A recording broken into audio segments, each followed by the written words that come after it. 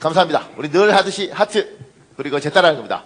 하나님, 나의 심장으로 당신을 사랑합니다. 자, 옆에 보고요. 아이 컨택 하고요. 예수 그리스도의 심장으로 당신을 축복합니다. 자, 반대편 보고요. 예수의 심장으로 당신을 축복합니다. 고맙습니다. 우리 이달에 말씀하겠습니다. 모든 지킬 만한 것 중에 더욱 내 마음을 지키라.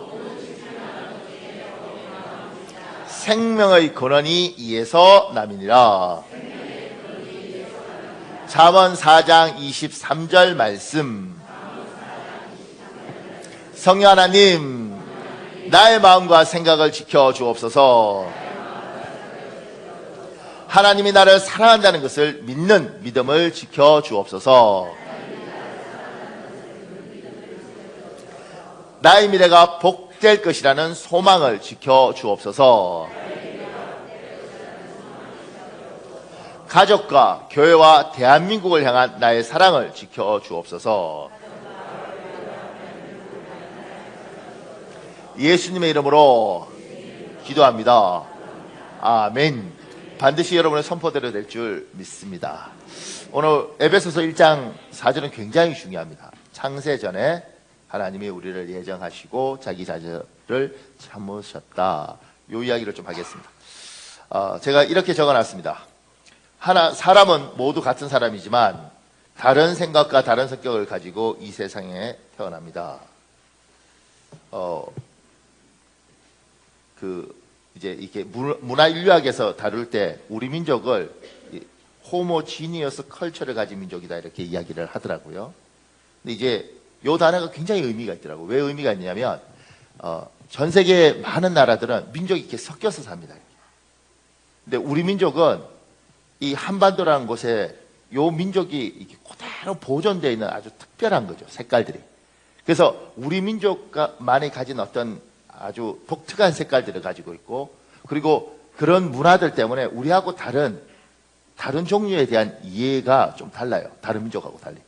다른 민족은 다르면 그냥 다른데 우리 민족은 다르면 다르지 않아요. 예를 들면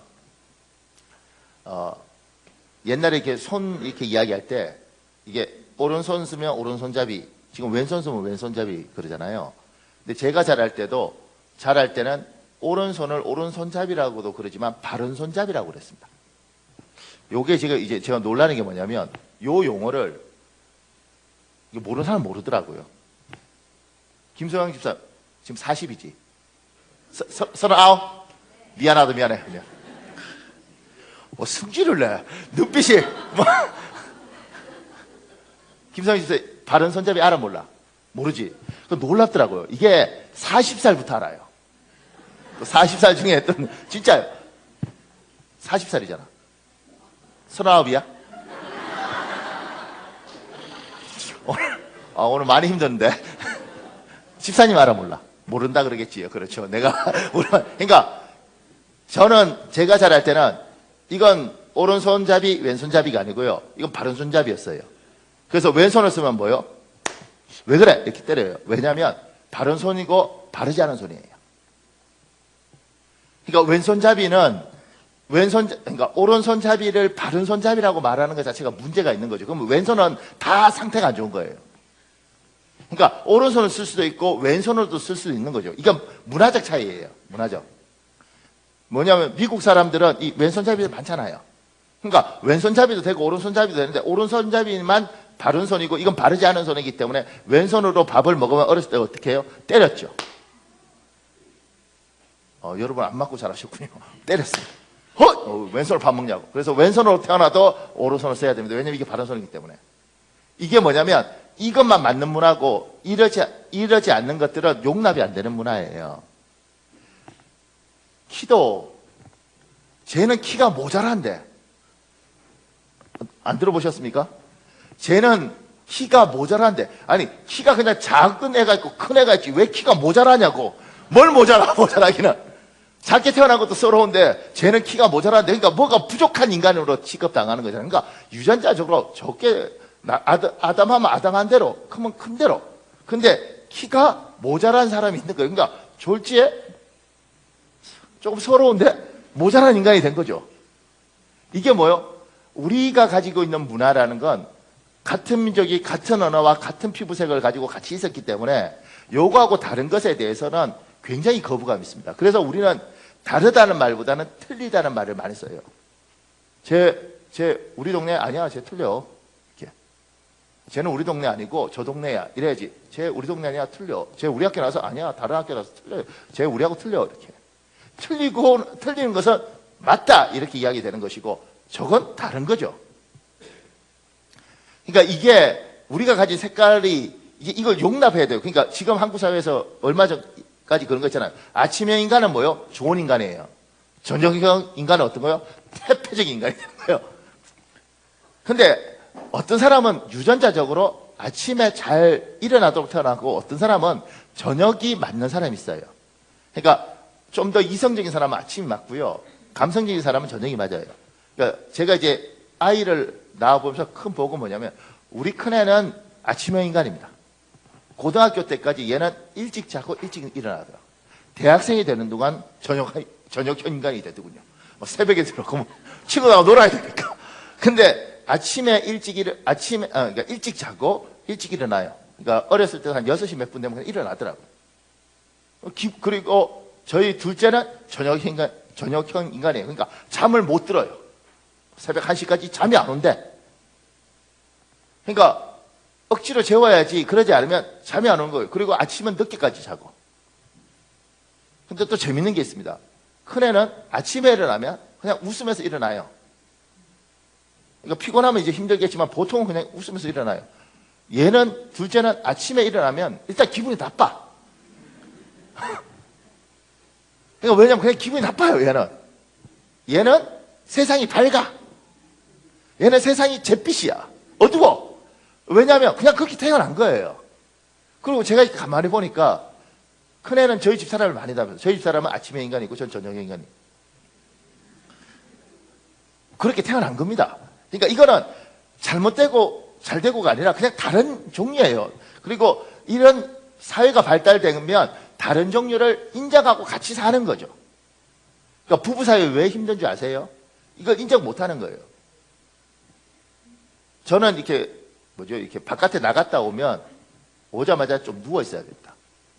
에너지가 많지 않아요. 그래서 바깥에 갔다 오면 어디 누워 있고 토요일 날 그래서 웬만하면 신방도 간단하게 하고 들어오지 저녁 늦게까지 뭐 하고 이러지 않아요. 그러면 주일날 설교 준비가 아예 안 됩니다. 저는 이제 그런 종류예요. 그렇기 때문에 힘들면 가만히 있고 사무실에서 책 보고 이렇게 가만히 있으면 하루 종일 어디 안 가고 가만히 있으면 에너지가 쫙 살아납니다. 그러니까 제가 이런 종류의 인간이니까 제 아내가 막 힘들어할 때 집에 앉혀놨죠. 한 이틀 앉혀놓으니까 눈에 막 다크서클이 막 나요. 왜냐하면 너무 힘들어하는 거예요. 근데 이 사람은 나갔다 오면 에너지가 생겨요. 힘들어 죽겠네 그러고. 옛날에 일했는데 지금 일 안 하잖아요. 제가 이렇게 제 아내 보면서 이런 말을 했어요. 사모님, 백수가 과로사 한다는데 내가 당신 보니까 이해가 가. 너무 과로해. 일을 그만뒀는데 늘 나가서 누굴 만나야 되고 대화를 해야 되고 이렇게 해요. 그러니까 이게 뭐냐면 여기는 그래야 되는 사람이고 저는 이런 사람이에요. 그러니까 같이 가면 안 된다고요. 그냥 각자를 인정하는 거죠. 그러니까 저희 부부가 잘 살았던 건 처음에 결혼해서 제 아내가 저한테 와서 장을 보러 가자 그러는 거예요. 저는 굉장히 놀랐습니다. 왜 놀랐냐면 제가 이렇게 했죠. 지금 안 그럴 텐데 그때는 너무 젊으니까. 첫째, 차가 없어? 있죠. 돈이 없어? 있죠. 나이가 적어? 스스로 장을 못 봐? 볼 수 있죠. 차 있고 돈 있고 스스로 장 볼 수 있으면 혼자 가서 봐라. 논리적으로 제가 맞았죠. 지금 생각해 보면 너무 목숨 걸고 이야기를 했어. 그러니까 저는 갔다 오면 뭘 못하니까. 그러면서 우리는 서로 간에 이렇게 인정하고 산 것 같아요. 그래서 잘 살아온 거죠. 근데 한국 문화는 이게 나와 다른 건 다른 게 아니라 틀린 거기 때문에 이런 틀린 것들에 대해서 용납하지 못하니까 힘든 겁니다. 그러니까 교회 생활도 가정 생활도 우리는 서로 다른 것에 대해서 저 사람은 내하고 다른 것이고 태어날 때부터 저건 좀 다르게 태어났는가 보다. 요래야지 같이 사는 거지. 이걸 다르다고 생각하는 순간 교인들끼리 전쟁할 수 있습니다. 제가 우리 교회 매력적인 사람들 많습니다.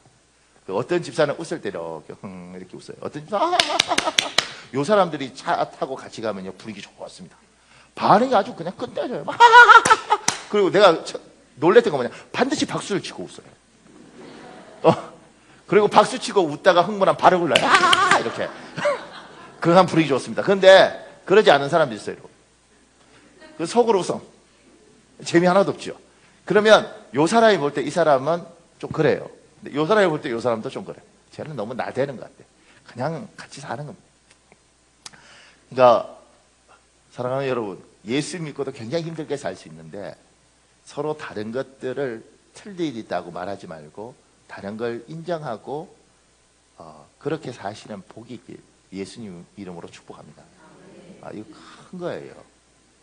근데 이제 서로 다르든 뭐 아침형 인간이든 뭐든 간에 어떤 게 있느냐면 제가 밑에 이렇게 적어놨습니다.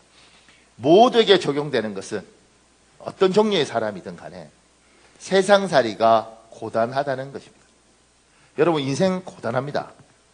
그러니까 세상을 기본적으로 좀 밝게 보는 사람이 있고 유전자적으로 좀 어둡게 보는 사람이 있지만 궁극은 뭐예요? 고단합니다. 그 TV에 정글의 법칙이 있더라고요. 아세요? 그리고 TV에 1박 2일도 있습니다. 아세요? 그 다음에 삼시세끼인가? 뭐 하여튼 뭐 그런 것도 있습니다. 아세요? 제가 이런 이야기 할 때마다 놀라는 건 뭐냐면 여러분은 텔레비 안 보는 체하고 나는 텔레비 보는 체 해야 돼.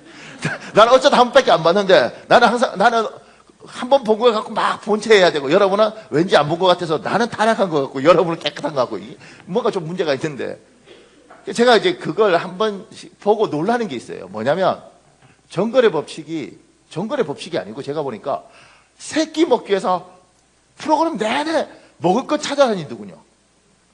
삼시세끼가 제목이 맞더구만요. 그냥 새끼 먹기 위해서 하루 종일 에너지 소비해요.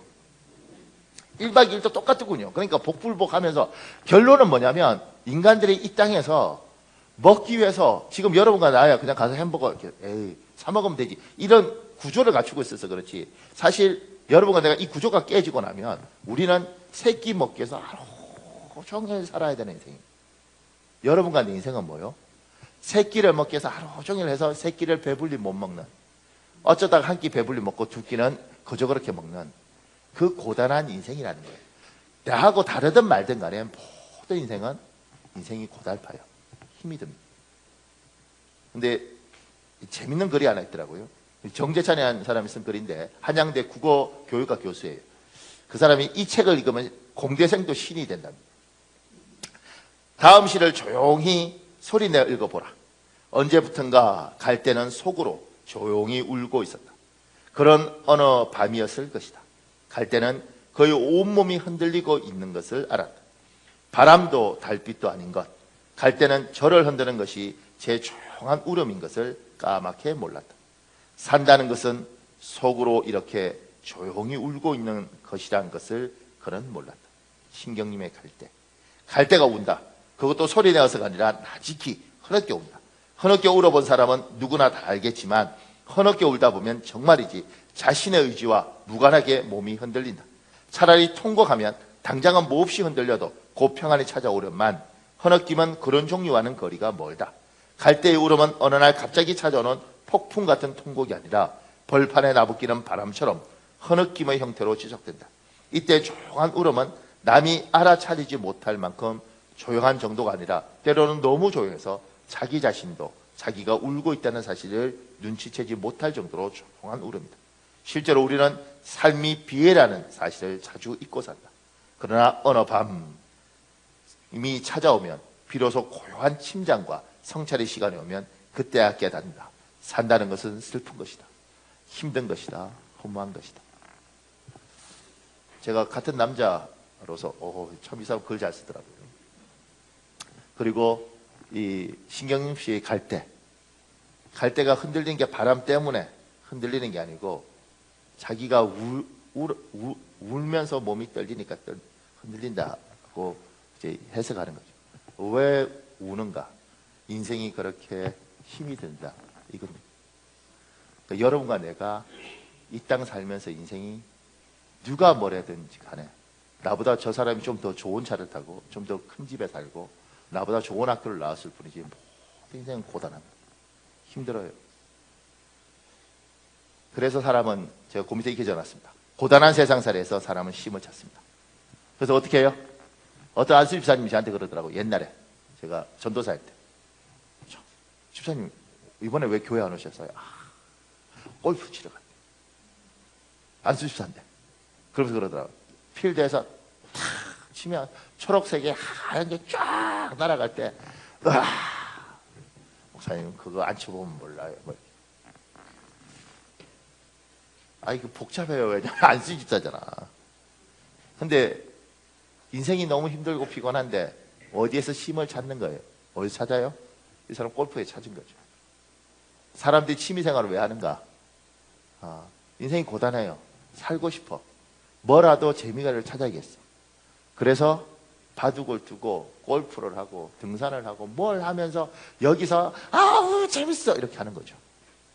저도 취미를 해보려고 바둑을 또 봤다고요. 바둑이 아니죠. 장기를 또 봤어요. 바둑은 너무 복잡해서. 그래서 그 인터넷에 바둑 두는 뭐 사이트를 누가 가르쳐서 한 게임? 바둑하고 장기. 근데 쉼이 아니고 엄청 스트레스가 받던데. 왜냐면 계속 져. 아니 그 사람들 왜 그렇게 잘 떠요? 뚫 게 없어. 그러니까 제가 이것도 고단하구나. 잘 뜨는 사람은 어떨지 모르지만 인생 이것저것 쫓아다니죠. 왜냐하면 그리고 억지로라도 기뻐요. 왜냐하면 그래야지 내 인생이 쉼이 있다고 생각해요. 근데 진짜 안식이 있는가 그 고단한 삶에. 그래서 성경이 이렇게 말하죠. 우리 마태복음 11장 28절 있습니다. 여러분 읽으십시오. 마태복음 11장 28절 시작.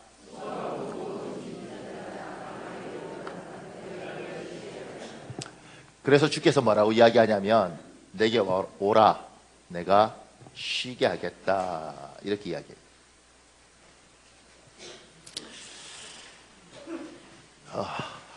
제가 코멘트에 이렇게 적어놨습니다. 누군가는 하나님을 찾습니다. 그리고 하나님을 만납니다. 누군가 하나님을 찾고 하나님을 만나요. 왜냐하면 하나님은 누구든지 주의 이름을 부르는 자에게 주께서 구원을 주시고 만나 주시겠다고 약속하셨으니까 하나님을 간절히 찾으면 누군가는 하나님을 만나요. 근데 제 고밑에도 이렇게 적어놨습니다. 어떤 이들은 무서운 하나님을 만나고 어떤 이들은 따뜻한 하나님을 만납니다. 무서운 하나님이든 따뜻한 하나님이든 중요한 것은 하나님과 내가 인격적 만남을 한다는 것입니다. 지금 이 구절이 생각보다 굉장히 중요한데요. 왜냐하면 정말 간절히 하나님을 찾으면 하나님 만납니다. 제가 만났던 수없이 많은 사람들 중에 어떤 장로님은 그러더라고요. 하늘에서 천사가 내려와서 그분이 직접 그래요. 천사가 내려와서 일단은 불방망이를 가지고 너 믿어라. 안 믿으면 내가 이거 갖고 찍어버리겠다. 이렇게 해서 그분이 하나님 믿고 담배 끊고 뭐 이런 이야기를 하셔요. 그러니까 진짜 하나님 만난 거죠. 그거 말고 제가 만났던 어떤 분의 아버지는 하늘에서 큰 천사가 정말 무섭게 큰 칼을 갖고 하늘에서 내려와서 이게 동화 같죠. 이 사람들은 절대 동화처럼 말하지 않습니다. 정말 진지하게 정말 큰 칼을 갖고 네가 목사가 되어라. 그러면서 이제 그 큰 칼 가지고 이제 그러지 않으면 내가 너를 죽이겠다. 이렇게. 그러니까 이런 하나님을 만난 거죠. 그러니까 실제로 하나님 만나는데 어떤 사람은 하나님을 만났는데 너무 무서운 하나님을 만나는 거예요. 어떤 사람은 굉장히 인격적인 하나님을 만나는 경우도 있어요. 좋으신 하나님. 이게 이제 각자 다르더라.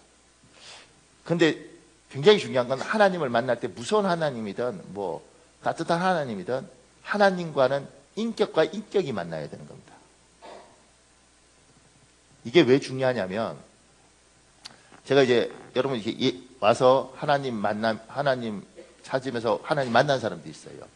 근데 신앙생활들이 인격과 인격이거든요. 인격과 인격은 뭐냐면 내가 하나님을 존중하고 하나님이 날 존중하는 겁니다.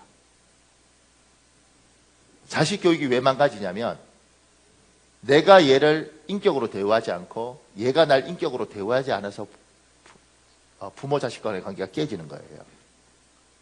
인격은 내 인격이 이 인격을 만나서 이 인격이 스스로 생각하도록 하는 거죠. 그러니까 교회는 문제가 많아요. 왜 문제가 많느냐면 집사님 어쩌면 집사님 하나님이 이렇게 하시는 게 좋은 것 같습니다. 이게 하나님 뜻인 것 같습니다. 싫어요! 끝이야. 인격이 인격이게 말을 하는데 이 인격은 거절할 수 있고 거부할 수 있어요. 그게 교회예요. 근데 이 교회가 조금 문제가 있을 때 어떻게 되냐면 굉장히 강압적인 조직이 되더라고요. 지금 이제 대한민국 교회가 많이 그렇게 되는데 그게 뭐냐면 하세요. 하나님 앞에 한번 맞아봐야겠어요. 제대로 하세요. 이렇게 가더라고요. 그러면 거기에 잘 따라가는 경우가 있고요. 더 심한 경우는 완전히 이단으로 가는 겁니다. 근데 제가 이렇게 보면서 왜 우리 교인들 중에도 그런 교인들이 있을지 몰라요. 이렇게 인격과 인격으로 대화할 때 잘 하지 않아요. 왜냐하면 그거 갖고는 잘 안 움직이는 사람들이 있더라고요. 저는 하나님 앞에 은혜 받고 하나님이 고마워서 하나님 앞에 뭘 해드려야 될까 이렇게 해야 된다고 생각하는데 자라난 성품이 특히 아주 강한 아버지, 무서운 아버지 밑에 자란 사람들은 이게 대화로 하는 것보다는 시키는 것들에 대해서 더 좋아하더라고요. 그래서 성도들이 인격이 상해 있는 사람들이 예수를 만나면 신앙이 이렇게 예쁘지 않은 신앙이 될 수 있어요. 이게 무슨 말이냐면 같은 말도 집사님 기어이 한 귀퉁이 두들겨 맞아야 중상했어. 제대로 수요해봐 와. 하여튼 안 오다가 나중에 차 뒤집어진다. 뭐 이렇게. 그래야지. 그러다가 어느 날 차가 뒤집어지죠. 정말. 그렇게 오면서 하나님 무섭고 겁나고 돌돌돌 떨려. 이렇게 되는 거. 이게 정상적인 인격과 인격의 관계냐고요. 이렇게 신앙생활 하면, 이렇게 신앙생활하면 잘하는 사람들 많습니다. 왜냐하면 이단은 이렇게 가요. 그래서 신천지? 하여튼간 잘 모르겠는데 그 사람들은 10,000명 모이자 그러잖아요. 만약 이게 여기서 동탄에 이런 데서 그럼 10,000명이 모이더라고요. 근데 어떻게 저렇게 많이 모이지? 그러니까 제주도에서 비행기 타고 그 다음에 울산에서 차 대절하고 막 오는가 봐요. 그래서 열심히 모여요. 안 모이면 큰일 나. 그러니까 판단력과 인격으로 하는 게 아니고 제가 보니까 무서웠고 겁이 나니까 해. 그러면 예! 그리고 꼭 공산당 같이 그렇게 가는 거죠. 우리는요. 얼마 전에 부활절 연합예배 여기 수원 명성교회에 있었거든요. 근데 그 예배당이 3,000석이래요. 근데 그 부활절 연합예배 때문에 이제 수원에 있는 목사님들이 모였어요. 근데 거기서 하니까 이제 이 목사님이 저하고 이렇게 가깝다고 할 수 있으니까 전화 오셨어요. 박목사 좀 오지? 그래서 이제 목사들끼리 모여서 회의하는데 어쩌다 제가 가게 됐어요. 갔는데 이제 기독교연합회 회장님이 수원에 회장님이 그러는 거죠. 우리가 이제 국회의원도 오고 이럴 때 우리 기독교도 이 이단들도 이러는데 우리도 정말 우리가 얼마나 열심히 모이는지 보여줄 필요가 있다. 그래서 예배당을 3,000석을 다 채웠으면 좋겠다. 이렇게 하면서 목사님 도와달라 이러더라. 그런데 이게 왜 그렇게 간절하냐면 잘 안 모일 것 같은 거예요. 그러니까 이제 나중에 하다가 답답하니까 이러더라고요. 목사님들 성도들 데려오고 다 필요 없고 수원에 교회가 1,000개인데 당신하고 사모님하고 애 중에 하나만 데리고 와도 3,000석이다. 그런데 와요 안 와요? 안 와. 근데 그게 그러면 나쁜 건가? 아니요. 우리 기독교는 스스로 저 인격이 스스로 감동해서 스스로 움직이는 것이지 엇박지르고 야단치고 너 죽여버릴 거야 이렇게 하지 않아요. 그러니까 어떨 때 속이 상해. 왜냐하면 알아서 해주길 바라는데 이 알아서 해주는 것들이 좋은 가정에서 잘 자라면요 이 인격이 예쁜 짓을 합니다. 근데 상한 가정에서 상하게 자랐으면 이 인격이 예쁜 짓을 하는 게 아니라 인격이 모났기 때문에 오히려 잘못된 것들을 더 좋아하더라고요. 야단치고. 여자애들이 왜 나쁜 남자하고 한테 시집 가는 줄 아세요? 남자들이 왜 까도냐? 까칠한 도시 여자? 왜 그런 사람한테 장가 가는 줄 아세요? 병들어서 그래요. 아니 까칠한 애하고 어떻게 살아? 나쁜 놈하고 어떻게 살아? 나쁜 놈을 좋아하면 얘야 저거 정말 나쁜 놈이다. 근데 난 너무 좋아요. 그러면 제가 나쁜 놈이 아니고 자매가 문제가 있는 거예요. 왜 그런 놈하고 분위기가 괜찮지 않나? 여러분 결혼해서 살면 몰라요. 까칠한 여자하고 살면 죽을 것 같아. 나쁜 남자하고 살면 그 가정이 되겠어요? 근데 왜 그게 좋겠냐고. 내가 병들어 있는 거예요. 그러니까 신앙생활도 하나님이 우리를 대우하는 건 굉장히 인격적이에요. 굉장히 인격적이고 어떻게든 나는 이렇게 널 존중하는데 너도 날 존중했으면 좋겠다. 그래서 서로 존중하는 거예요. 서로. 그래서 하나님은 했으면 좋겠다. 그리고 우리는 그러면 할 수도 있고 안 할 수도 있는데 그럼 제가 기꺼이 하지요. 이래야 되는 것인데 이게 병들면 하나님이 무서웠고 그리고 겁이 나요. 그래서 제가 이제 우리 교회는 가정이 굉장히 중요시 되잖아요. 근데 가정을 왜 중요시하냐 그러냐면 가정에서 여러분이 여러분의 자녀들을 인격적으로 잘 케어하고 잘 이렇게 해야지 얘들이 하나님과의 관계도 인격적이 됩니다. 제 이야기인데 좀 약간 미안한데요. 저는 원래 믿지 않는 집안에 자랐잖아요. 고등학교 때 이런 일이 있었어요. 고등학교 때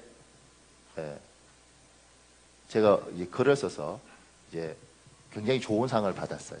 그래서 경상남도에서 굉장히 좋은 상을 받았는데 학교 입장에서는 이게 굉장히 좋은 거니까 출장비라는 걸 주더라고요. 고등학생한테. 고등학교 2학년 때인가 그랬는데 그 당시에 5만 원인가를 주면서 이제 울산에서 이제 마산으로 가야 되는 거예요. 경남도청이 거기 있으니까 마산에 가서 이제 상을 받는 거예요. 그래서 출장비로 5만 원인가를 주고 제가 그걸 가지고 이제 마산까지 시외버스를 타고 아침 일찍이 가서 마산에 가서 이제 인사하고 트로피 받고 그리고 이제 그거 들고 이제 울산까지 와서 이제 학교에 트로피 주고 그리고 이제 선생님들이 사랑해주고 그리고 이제 한 3만 원 쓰고 2만 원인가 남았더라고요. 아싸 얼마나 좋겠어요. 고등학생 용돈이 생겼는데. 근데 집에 가니까 저희 어머님이 그러시더라고요. 봉투에다가 돈 쓴 걸 이렇게 다 적으라는 거죠. 이렇게. 그리고 얼마 남았음 이렇게 해서 남은 돈을 가지고 선생님한테 드려라 이러더라고요. 기분 좋겠어요. 지금 2만 원 날아가게 생겼는데 고등학생이 뭐 그런 거 생각하겠어요. 근데 이제 어머니가 시키는 거니까 그걸 들고 선생님한테 이렇게 줬죠. 이렇게. 그러면서 이런 기대가 있죠. 이 도끼가 네 도끼냐 저 도끼가 네 도끼냐 해라 뭐 이런 거 우리가 뭐 그러잖아. 그러니까 주면 이제 돌려주. 근데 선생님이 이렇게 보고 출장비로 준 거니까 다시 너 해라 이러더라고요. 근데 한참 보셨어요. 그리고 주더라고요. 일단 좋죠. 우리 문화는 하여튼 금도끼, 음도끼 이런 문화라서 참 좋아요. 근데 이제 받아왔는데 선생님이 이제 교무실에 가서 선생님들 다 모아놓고 참 우리 학교에 이런 애가 있더라. 돈을 줬는데 보통 고등학교 애들이면 다 그냥 써버리고 말 텐데 그걸 다 이렇게 해서 갖고 왔더라. 그러면서 걔는 참 가정교육을 잘 받은 것 같더라. 여러분은 가정교육을 잘 받은 목사님을 보고 근데 이제 제가 그렇게 인격적인 것들을 이렇게 잘 훈련받고 나면 하나님과의 관계에서 예수를 믿는다고 이렇게 확 이게 아니고요. 그 문화나 성격을 그대로 가지고 있는 거잖아요. 하나님과의 관계에서 이렇게 인격적으로 하나님과의 관계도 맺어가더라고요. 근데 많은 예수 믿는 사람들이 집에서 특히 무지막지한 아버지, 그 다음에 막 한성질하는 엄마, 그 다음에 애 인격 무시하고 막 밀어붙이는 부모, 그 속에서 자라면 하나님과의 관계에서도 저분도 나한테 그럴 거라고 생각해요. 그러니까 어떤 성도들 중에 제가 이렇게 성도들 상대하다가 보면 너무 마음이 아픈 건 대화하고 이야기하고 인격적으로 대화하는 것들이 싫은 사람이 있어요. 그렇게 해갖고 신앙이 안 자라더라고요. 그분들이 원하는 것들 중에 이런 거 있는 거죠. 집사님 와 안 와? 큰일 나. 빨리 와 집사. 그렇게 해야지 그것이 사랑이라고 느끼고 그렇게 해야지 그게 행복이고 그게 하나님이 날 사랑한다고 느끼는 사람들이 있더라는 거예요. 그러니까 그렇게 신앙생활을 하고 자기하고 똑같은 사람들을 그렇게 만들었을 때 하나님의 교회는 이런 데예요. 근데 예수 믿는 게 안 행복해요. 그러니까 사랑하는 여러분, 하나님을 만난다는 것은 인격과 인격이 만나서 내가 저분의 인격이 내 인격을 존중하는 거예요. 내가 뭐라고. 그리고 내가 저분의 인격을 아는 거예요. 요걸 인격적인 만남이라고 이야기를 하는 겁니다. 그러니까 불교에서 뭐 나무아미타불 뭐 이런 거 하잖아요. 그 주문이 왜 문제냐면 아무 생각이 없는 거예요. 뭐 부처님이 있는지 모르겠지만 인격적인 관계를 맺고 막 이렇게 하는 게 아니고 거기는 그냥 이렇게 하는 거예요. 주문만 외우면 돼. 관계가 필요 없어.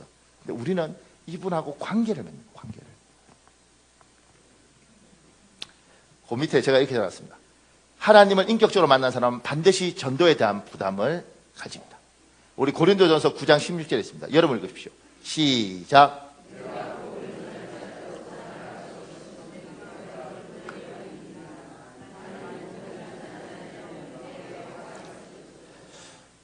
참 놀라운 구절이죠. 만일 복음을 전하지 않으면 내게 화가 있을 것이다. 요걸 이제 옥스퍼드라는 그 원어 성경 대전에는 이렇게 설명했어요. 사실상 바울에게서 복음을 전하는 것은 생을 목표이며 그 자신의 존재 이유였다. 그러므로 본절은 바울이 복음을 전하지 않으면 하나님께서 그를 처벌하실 것이라고만 해석하는 것은 편협하다. 오히려 본절은 자신에게 주어진 사명에 불성실하다는 것, 그리고 영원히 그러한 불성실하다는 기억을 지니는 것이 상상할 수 없는 큰 불행이며 슬픔이란 의미가 더 강하다. 제가 여러 가지 주석집을 찾아봤는데 지금 요 구절에 대해서 그나마 이게 가장 좋은 설명인 것 같아요. 근데 정확히 말하면 저는 이렇게 생각합니다. 하나님 앞에 내가 은혜를 받았어요. 이 복음을 내 가족에게, 내 핏줄에게 하나님 정말 좋은 분이야. 내가 힘들지만 하나님 믿고 참 잘 왔어. 너도 하나님을 믿었으면 좋겠다. 너도 하나님을 알았으면 좋겠다. 그리고 하나님 알면 하나님 참 많은 걸 해결해 갈 거야. 이렇게 내가 전하면 이 아이가 사랑하는 내 자식이, 사랑하는 내 남편이, 사랑하는 내 아내가 하나님을 만나고 하나님 안에 있으면 얘도 복이 있고 내가 복이 있는 거죠. 그런데 내가 내 자식조차도 제대로 전도하지 않았을 때 이 아이가 하나님을 떠나서 헤매고 방황할 때 이것이 나한테도 화라는 거예요. 내 아이가 헤매고 다니는데 어찌 나한테 복이 있겠어요. 내 아이가 인생의 이 고난스러운 인생, 힘든 인생에 쉼없이 살아가고 있는데 어찌 이것이 나한테 화가 아니겠어요. 그러니까 우리 기독교가 지금 망해가는 가장 큰 이유 중에 하나는 가정에서 복음화가 되지 않습니다. 아버지와 어머니가 만났던 예수가 아이들한테 매력적이지 않습니다. 미국에서요 이런 일이 있었답니다. 어렸을 때 미국에 이민 가서 한국 사람인데 한국말을 거의 다 까먹었어요.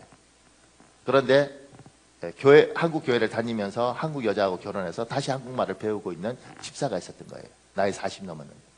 근데 이 집사가 이제 교회에서 열심히 충성하고 한국말도 이제 열심히 배워가고 그러다가 주일날 대표 기도를 하게 됐어요. 근데 대표 기도를 하는데 목사님하고 성도이 너무 놀란 거죠. 왜냐하면 기도를 이렇게 하는 거죠. 하나님, 이놈의 교회를 축복해 주십시오. 하나님, 이놈의 교회가 더 예쁘게 해가지고. 그러니까 대표 기도니까 중간에 막지도 못하고 다 앉아서 뭐 이놈의 교회, 이놈의. 아니 한국말이 서툴어도 왜 저렇게 하나. 나중에 보니까 집사님들하고 어울려서 막 이렇게 교회 일하고 말이잖아요. 집사 일하면서 아유 이놈의 교회는 진짜 아이씨. 이걸 내가 너무 들은 거야. 그러니까 뭐지 어리니까 이게 판단력이 없잖아요. 그죠? 한국말 잘 모르니까 나이는 40이 넘어서도. 그러니까 그냥 이놈의 교회가 원래 그렇게 붙는 줄 알고. 이게요. 이렇게 훈련되는 거예요. 그러니까 엄마 아빠가 이놈의 교회 그러면 애는 뭐요? 이놈의 교회 그러는 겁니다. 여러분이 하고 있는 것에 의해서 애들 신앙이 자리를 잡는 거죠. 내가 부정적이고 내가 비판적이고 그게 그대로 아이한테 가는 겁니다. 그러니까 여러분이 참 예쁘게 믿어서 이 아이가 그래 내 엄마가 믿는 하나님, 내 아버지가 믿는 하나님, 우리 할머니가 믿는 하나님, 우리 할아버지가 믿는 하나님, 참 하나님 믿는 건 복이 있다. 이게 이제 여러분이 꼭 해야 될 일이라고. 그러지 않으면 내 가족이 특히 내 자식 대해서 믿지 않는 것 자체가 나에게 화가 있는 거죠. 그 밑에 제가 여기 적었습니다. 심지어 평생 전도자로서 사는 새로운 삶의 방식을 선택하기도 합니다. 제가 이걸 잠깐만 읽어드릴게요. 그러니까 너무 복음이 좋으니까 평생 전도자로 사는 거예요. 하나님의 은혜와 인도하신 가운데 졸업 후의 진로를 확정할 수 있었지만 내 앞에서는 반드시 건너야 할 홍해 같은 문제가 기다리고 있었다. 그것은 바로 이런 나의 결정을 아버지에게 말씀드리는 것이었다. 이것이 무슨 문제인가 싶겠지만 내게는 결코 쉽지 않은 일이었다. 사역자의 길을 가려고 결심하는 데에도 100일간의 작전 기도가 필요했다. 하나님과 예수를 믿지 않는 아버지에게 졸업을 앞둔 아들이 한의사가 아닌 생뚱맞게 복음 전도자가 되겠다고 말한다면 아버지가 어떤 반응을 보일지는 충분히 예상된다. 그 어떤 신실한 장로님이라도 자신의 아들이 이런 결정을 했다면 쉽게 받아들이지 못할 것이다. 나는 이것을 놓고 기도하는 가운데 내가 먼저 말씀드리지 않고 아버지가 먼저 진로에 대해 물어보실 때까지 잠잠히 기다리기로 했다. 그리고 마침내 그때가 왔다. 아버지가 나를 방으로 부르신 것이다. 아버지는 졸업 후에 진로에 대해 힘없는 목소리로 물으셨다. 아무래도 그동안 내가 선교단체에 완전히 빠져 산 것을 아시기에 혹시나 하는 마음에 염려하는 것 같았다. 나는 아버지의 충격을 조금이라도 덜기 위해 은근히 돌려서 말했다. 아버지, 아무래도 아버지의 기대에 부응하지 못할 것 같습니다. 그러나 아버지는 이미 내 말의 뜻을 정확히 아셨다.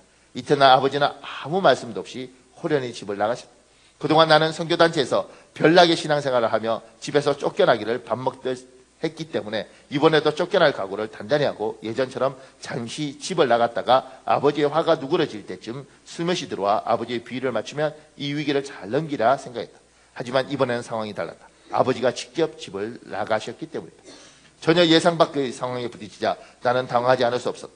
하루 이틀이 지나도 아버지로부터 연락이 없었고 여기저기 전화하며 아무리 수소문을 해봐도 아버지의 행방을 도무지 알 수가 없었다. 시간이 지나면서 어머니마저 초조해하시는 것을 보니 어머니에게조차 아무 말씀도 하지 않고 나가신 것 같다. 아버지가 행방불명된 지 일주일이 지났을 때 우리 가족은 실종신고를 심각하게 고려했다. 그런데 때마침 아버지가 무척 초췌한 모습으로 집에 들어오셨다. 몇 날 며칠을 못 드시고 못 주무신 것처럼 보였다. 아버지는 나를 보자마자 작고 떨리는 목소리로 말씀하셨다. 아들, 없는 셈 치겠다. 내 인생이니 내가 알아서 해. 내가 원하는 대로 해라. 그때 아버지께서 하신 말씀은 지금도 눈을 감으면 귓가에 맴돈다. 그 목소리의 떨림과 그 톤까지 그대로. 아버지는 일주일간의 고뇌와 번뇌 끝에 하나밖에 없는 아들에 대한 기대를 완전히 접으셨다. 믿지도 않는 아버지가 내려놓음을 실천하신 것이다.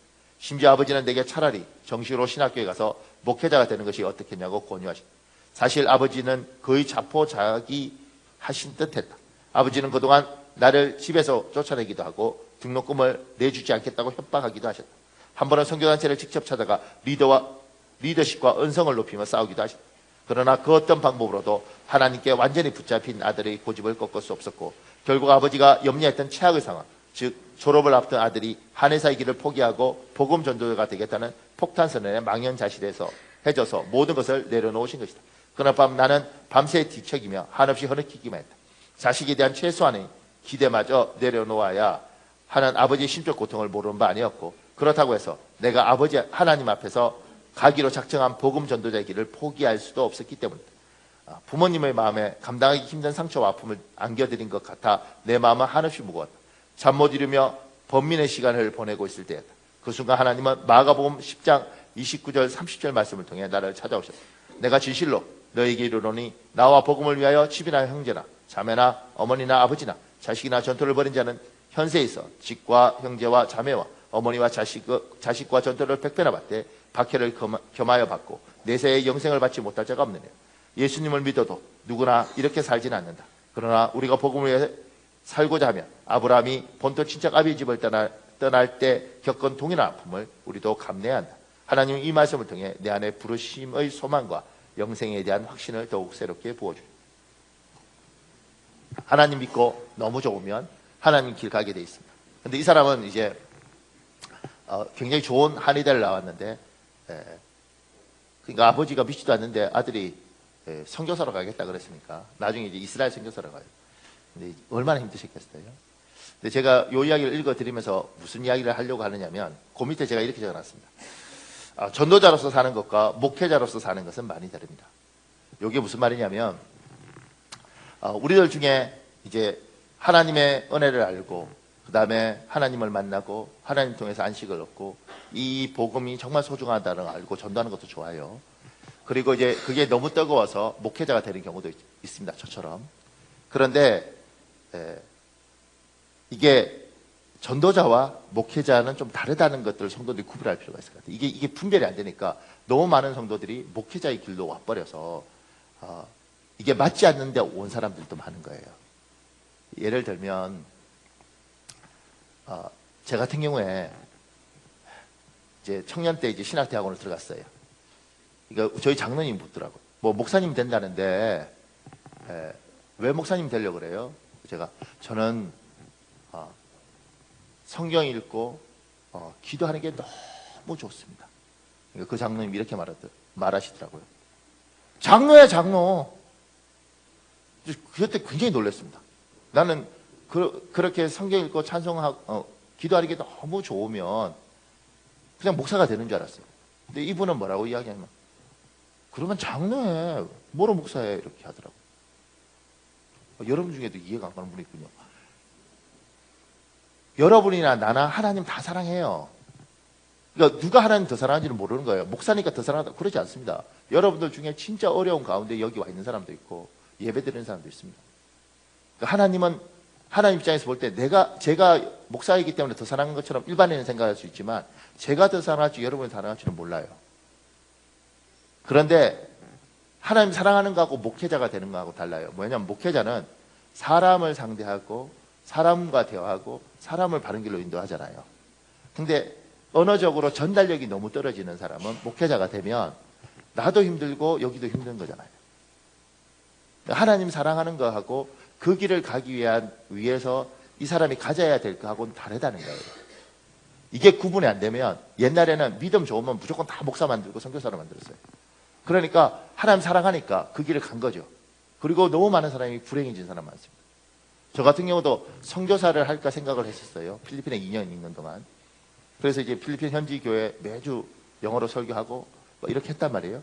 근데 이제 단기 선교팀이나 그 선교가 있으면 그거 데리고 저 사가다 위에 그 산속으로 데리고 들어갔어요. 근데 처음에 이제 다른 선교사하고 같이 조인해서 이제 갔는데 이 사람은 선교사가 맞아요. 그 사람이 지금 우리 요르단에 있는 강성구 목사님인데 이 사람 선교사가 맞아요. 왜냐하면 잘 자고 잘 일어나고 음식도 잘 먹어요. 그래서 거기 가면 제 같은 사람들 이렇게 오면 한국인이잖아요. 그러니까 또 자기들 돕는 선교사들이고 그러니까 이게 대접을 잘 하려고 그래요. 그러면 이렇게 그 돼지 잘라서 그 냉장고 없으니까 이게 소금을 막 뿌려갖고 처마에 이렇게 매달아 두거든요. 그리고 어떨 땐 닭을 잡아서 막 튀겨서 줘요.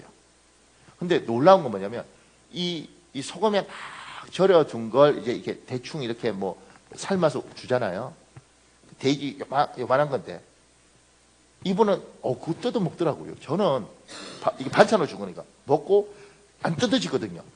이렇게 하다 보면 밥이 넘어가. 이렇게 하다 보면 밥이 넘어가. 그래서 안 뜯어져요. 진짜 이 몸이 다 나갈 것 같아요. 근데 이분은요 씹어 먹어요. 이 몸이 다른가 봐.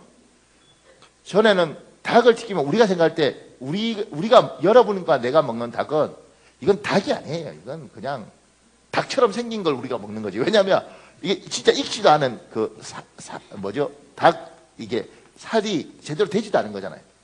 필리핀에 있는 닭들은 정말 철인육종한 애들 같아요. 막 닭이 지가 독수리하고 비슷하게 막 이렇게 저 나무 우리나라 닭은 그만큼 못 들어가고 저 꼭대기 가죠. 휙 하면 저 위에 올라가요.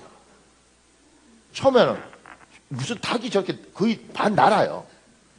근데 이제 그러기 때문에 얘들이 근육이 장난이 아닙니다. 그걸 튀겨줘도 우리 KFC하고 달라요. 이거 안 뜯긴다고 이렇게.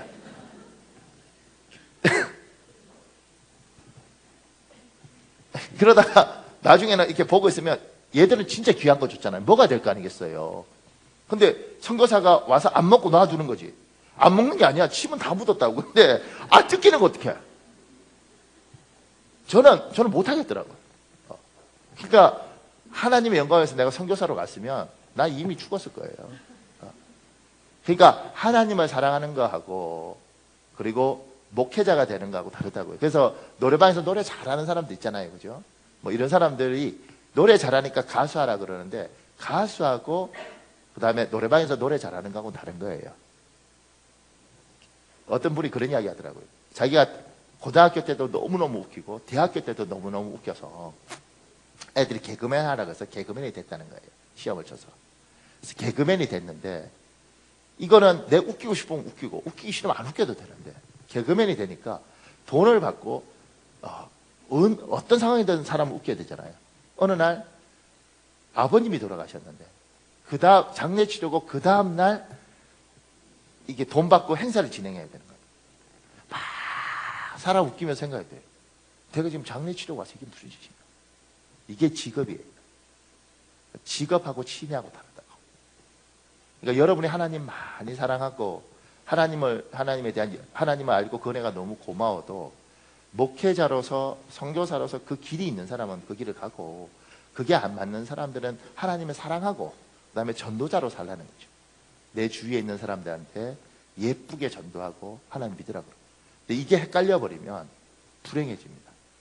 그래서 목회자가 아닌 사람이 너무 많은 목회자로 지금 와서 자기한테 믿지 않는 옷을 입고 사는 거예요. 뭐죠? 제 친구들도 다 저보고 아들 셋이 있으니까 큰아들부터 목사로 만들려고 그래요. 그래서 제가 우리 큰아들은 안 될 것 같아요. 그러면 이 목사가 돼서 하나님 앞에 아들을 드려야지. 근데 제가 안 드리겠다는 게 다 갖다 바치고 싶죠. 저는 직업도 갖다 바치고 싶어요. 필요 없어 그냥. 그런데 아니 책상에 5분을 못 앉아 있는 목사님이 어떻게 설교를 준비하고 기도를 하겠어요. 예. 그분은 5분을 못 앉아 있었어요. 그냥 돌아다니셔야지, 유전자가. 그런 목사님 만나면 여러분 그런 건 잘할 수 있죠. 이게 이렇게 따뜻한 봄이면 찼다! 이래갖고 설악산 있는데 놀러는 잘 갈 수 있어. 근데 그건 야유의 팀에 가서 놀고 여기서는 기도하고 이렇게 말씀 배우고 그래야 되지 않겠어요? 그러니까 이게 맞는 사람이 있다는 거니까 여러분들 중에 혹여 주의 종이 되어야 되나 막 이런 갈등들을 한다면 제하고 상담을 하고 그 다음에 그 길이 내 길인지 아닌지 볼 필요가 있습니다. 그러니까 성격이 너무 모난 사람들은 목회자면 안 돼요. 상처가 너무 많은 사람도 목회자면 안 돼요. 왜냐하면 목회할 수 있죠. 왜냐하면 내가 상처 많은 사람하고 똑같이 상처 주고받으면서 목회하는 교회들도 있어요. 그러면 안 된다고. 왜냐하면 여러분과 나를 여기 모아둔 건 하나님 행복하라고 모아둔 거예요. 예수 믿고 행복해야 되잖아. 맨날 성도가 목사하고 싸우고 목사가 성도하고 싸우고 그렇게 살 수는 없잖아요. 그러니까 여러분 중에 혹여 제가 이 말을 해야 될 사람이 있는지 모르겠는데 설교 준비하면서 이게 우리한테 필요한 말씀인지 모르겠지만 저는 하나님 뜻이 있다고 생각을 하고 주의 좋은 길이 아니고 선교사 길이 아니면 그런데 전도자가 행복하면 전도자로 살아라. 하나님 은혜 감사해서 예수 믿어야 돼. 하나님 믿어야 돼. 내가 하나님 하니까 너무 좋다. 그렇게 살아라. 그런데 목회자가 되는 순간 은혜가 없어도 설교를 해야 되고 은혜가 없어도 말씀을 전해야 되고 그렇기 때문에 이건 재밌고 행복한 거하고 다릅니다. 제 친구 목사 사모가요 좋은 대학교 나왔습니다. 초등학교, 중학교, 고등학교 미국에서 다 나오고 근데 어느 날 사모가 됐어요. 영어, 일어, 중국어 능통한데 제가 물었어요. 사모님 왜 사모가 되셨어요? 자기 여기서 찬양하는데 너무 행복하더래. 내가 여기서 찬양하는 것도 너무 행복한데 사모가 되면 얼마나 행복하고 그래서 결혼해서 지금 아주 그냥 피눈물을 흘려요. 왜냐하면 그 사람 사모가 영어, 일어, 중국어 능통해서 뭐 하겠어요? 미국에서 초등학교, 중학교, 고등학교 나와서 뭐 하겠어? 연세대 나오고 그 다음에 대학원 거기 나오고 이랬는데 그럼 뭐 필요 있겠어요? 그냥 아무 필요 없는 거예요. 그 교회는. 그러니까 이 사모님을 보면서 제가 안타까운 게 이 유능한 인재가 그냥 바깥에서 돈 벌고 열심히 전도하고 이랬으면 별처럼 빛날 인재가 사모가 돼서 그 또 전통적인 교회였으니까 입 다물고 가만히 있으세요. 사모님 옷을 왜 이렇게 입으세요? 그래서 다 미국에서 막 수영하고 이래서 막 별처럼 빛나는데 그래서 제가 속상하더라고요. 그러지 말지. 그냥 행복하게 돈 벌면서 예수 믿어도 행복한데 왜 사모가 돼? 근데 그때는 우리가 다 어려서 그냥 좋으면 다 목사 만들어버린 거예요. 그게 우리의 불행이었던 거죠. 조금 더 할 이야기가 있습니다. 제가 4번에 이렇게 적어놨습니다. 하나님을 인격적으로 만났을 때 비로소 알게 됩니다. 내가 하나님을 찾기 전에 하나님이 나를 먼저 찾고 계셨다는 것을. 우리 에베소서 1장 4절 상반절이 있습니다. 여러분 읽으십시오. 시작.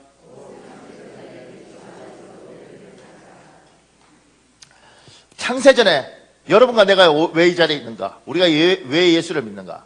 성경은 분명히 말합니다. 창세전에 그리스도 안에서 하나님 우리를 택했습니다. 사람들은 이렇게 믿습니다. 제가 밑에 이렇게 적어놨습니다. 예수님을 믿는 많은 사람들이 자기 스스로 신앙을 찾아서 온 줄 압니다. 그렇지 않습니다. 절반만 맞습니다. 내가 교회 와서 신앙 고백한 줄 아는데 그렇지 않습니다. 그 밑에도 이렇게도 적어놨습니다. 신앙이 깊어지면 내가 예수님을 찾기 전에 예수님이 나를 자기 백성으로 선택하셨고 하나님의 자녀로 예정하셨다는 것을 알고 깨달아지고 믿어집니다. 우리 시편 22편 9절에서 10절에 있습니다. 여러분 읽으십시오. 시작.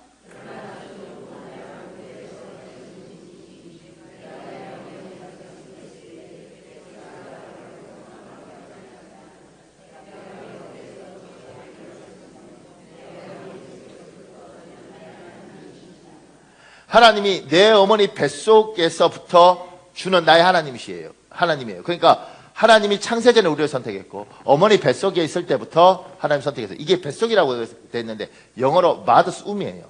이게 단어가 좀 자극해서 우리 이렇게 하는데 그냥 미안하지만 여러분 양해하면 엄마 자궁에서 우리가 가지고 있을 때 이미 이게 뭐가 있겠어요. 그런데 이 아기일 때 이미 주님이 날 선택해서 내가 하나님을 섬겼다는 거예요.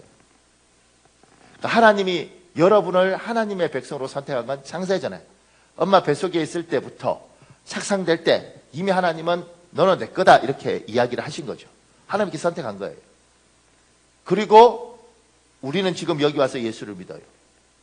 그럼 내가 믿은 건가? 하나님 선택해서 내가 무슨 짓을 해도 하나님을 믿겠나?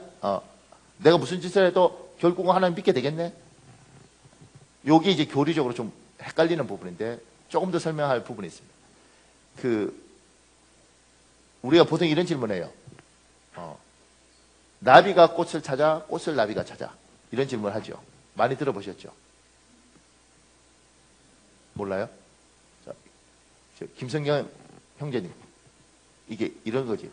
나비가 꽃을 찾아, 꽃이 나비를 찾아. 둘 다 맞다고? 그렇다면 둘 중에서 형제님이 김원진 집사를 찾은 거예요? 김원진 집사가 형제님을 찾은 거예요? 둘 다 맞다고? 보통 이제 남자가 여자를 찾아가는 것 같지만 남자가 여자를 찾아가는 것 같지만 남자도 눈이 있어서 못난 것들 안 찾아가요. 그죠? 그러니까 여자가 예쁘게 꾸미고 다니는 그 자체가 남자 보고 오란 이야기지. 그래서 제가 저희 사모가 이렇게 화장하고 예쁘게 하려고 그러면 그래요. 여보, 굳이 그렇게 안 해도 돼. 예, 당신은 끝났어.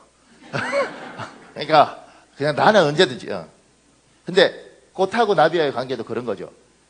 나비가 또 벌이 꽃을 찾아가는 것 같지만 꽃이 향기로 그다음에 이렇게 수술 이런 걸로 꼬드기지 않으면 안 온다는 거예요. 그래서 선덕여왕이 유명한 이유가 뭐냐면 선덕여왕이 그림을 보면서 저 모라는 향기가 없다.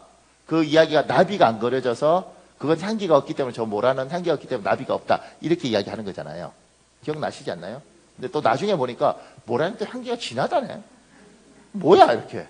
나중에 보니까 이제 중국에서 그림을 그릴 때 모라는 장수 이런 걸 하는데 나비를 하면 나비 발음이나 이런 것들이 한 80 뭐 이렇게 밖에 못 사니까 장수하라고 주는데 그러면서 나비를 그리면 장수하는데 80에 죽어라 이런 놈이래요. 뭐 그래서 안 그랬다 이런 이야기가 있어요. 그냥 잘난 체 해본 겁니다. 근데 지금 나비가 향이 있기 때문에 그게 꿀이 있기 때문에 가는 것처럼 우리가 하나님을 찾은 것은 우리가 찾았다고 생각하지만 하나님이 우리를 불렀다는 거예요.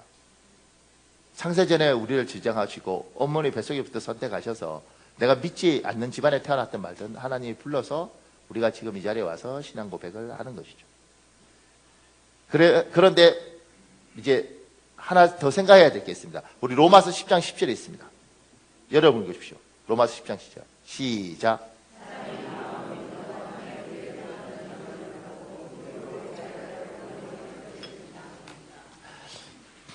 하나님은 자기 선택한 백성을 반드시 찾습니다. 그리고 반드시 부르십니다. 하나님은 자기 백성을 반드시 선택하신 백성, 창세전에 선택한 백성은 반드시 찾으시고 부르시는데 그러니까 무조건 천국 가는 게 아니라 우리에게 요구하는 게 있어요. 뭐냐면 마음으로 믿고 입으로 고백하여 구원을 받습니다. 그래서 하나님은 어떻게 하냐면 그렇게 신앙 고백한 사람을 천국에 데려가십니다. 선택한 사람은 반드시 하나님께서 놓아주시는 게 아니라 자기 백성 삼으시고 그 입술에 신앙 고백을 듣게 하시고 그리고 천국에 데려갑니다. 이게 하나님의 법칙입니다. 그러면 지금 하나님이 선택한 사람들 중에 이곳에 없는 사람들, 하나님을 경배하지 않는 사람은 죽기 전에 반드시 우리가 아는 성경에 의하면 반드시 하나님 앞에 돌아와서 회개하고 하나님을 인정하고 그리고 천국에 가는 겁니다. 제가요 저번 주에 주일날 병원에 신방 갔어요.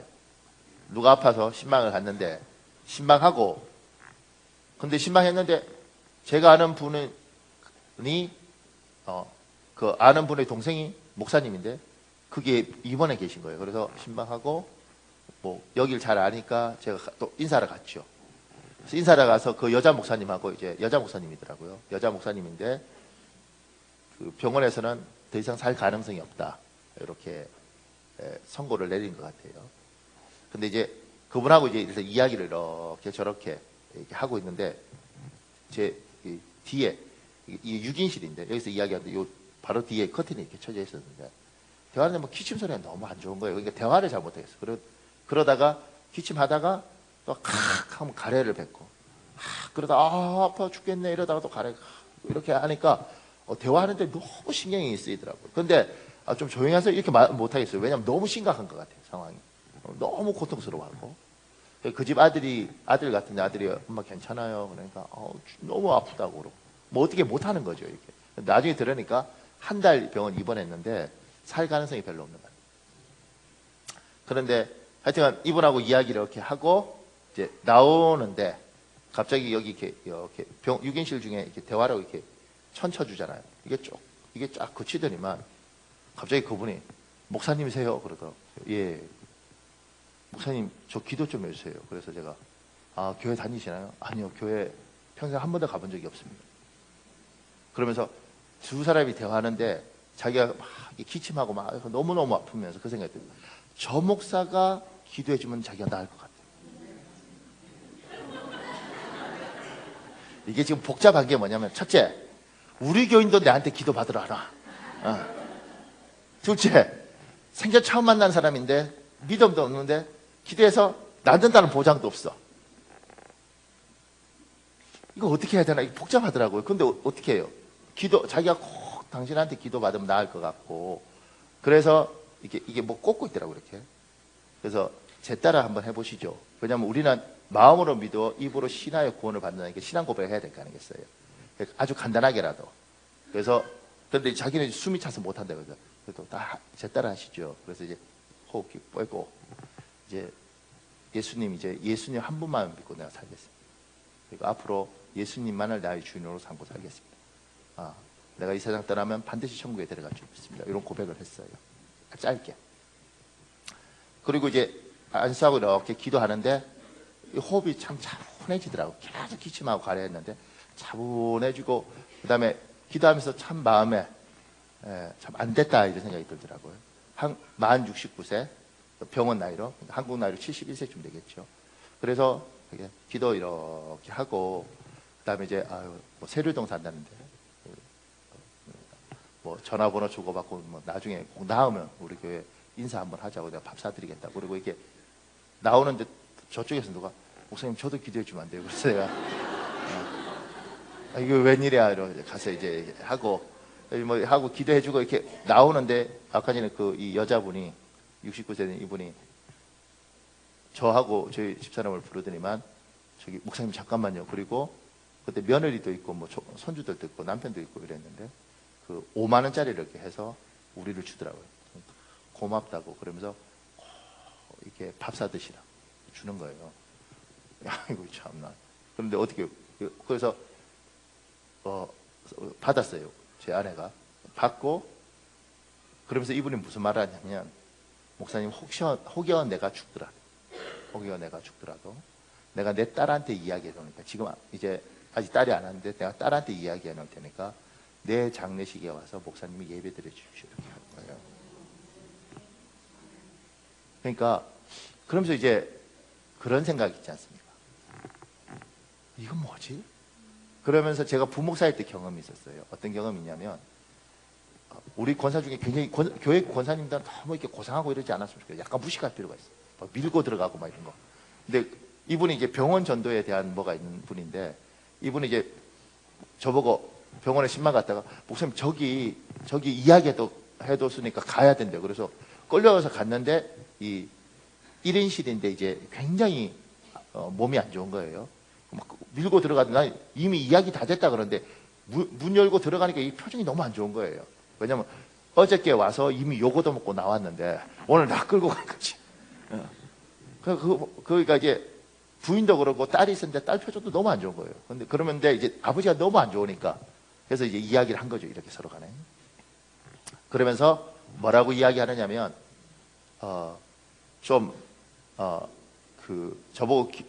저보고 권사님이 목사님 이게 복음 전하고 기도해 달라고. 그러니까 이제 할아버님이 이제 정신이 왔다 갔다 하는데 이제 이야기하고 이제 기도했어요. 기도하고 그리고 이제 하여튼 잘 됐으면 좋겠다고 나왔는데 다음 달 또 이 권사님 끌고 간 거죠.